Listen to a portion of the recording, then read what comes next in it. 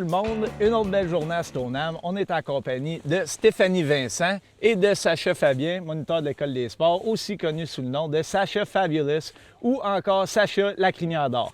Alors, qu'est-ce qu'on va faire aujourd'hui, mon Sacha? On va faire la bosse. De la bosse, ben oui, on a reçu un paquet de neige à Stoneham, il y a plein de neige fraîche, les bosses sont molles, c'est le temps de pratiquer. J'étais avec Stéphanie tantôt, Stéphanie, elle me disait qu'elle était capable d'en faire de la bosse, mais elle a comme de la misère à augmenter sa vitesse et d'amener son ski au prochain niveau. Alors, Sacha, qu'est-ce qu'on pourrait lui conseiller là, pour qu'elle augmente sa performance dans les bosses? Donc, j'ai vu Stéphanie skier tantôt, elle est capable de faire des traverses, bien amortir, elle est capable de faire des virages de rayon moyen. Fait que là, le prochain niveau, ça serait d'augmenter la vitesse, augmenter l'intensité.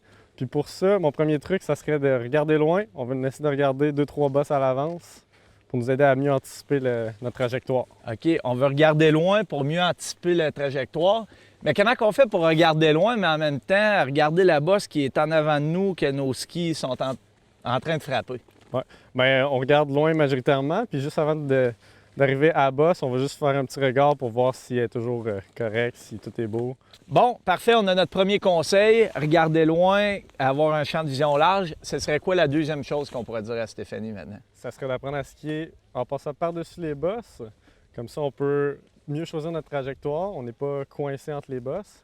Donc, pour ce faire, ce qu'on va faire, c'est on va attaquer la bosse avec les skis face à la bosse. Puis, un coup qu'on a passé la bosse, on va essayer d'effectuer notre virage en gardant nos skis sur la neige sans sauter, sans faire exprès. Parfait. Puis, si je comprends bien, il y a beaucoup de skieurs qui sont coincés entre les bosses. Qu'est-ce que ça fait, ça, de ne pas être capable de skier par-dessus les bosses? Bien, ça fait en sorte qu'ils peuvent perdre le contrôle un peu, prendre peur, parce que c'est pas eux autres qui décident leur trajectoire, c'est la montagne qui le décide pour eux. Parfait. Bon, ben Stéphanie, on a des bons conseils. On va aller mettre ça en pratique. Parfait. C'est fait.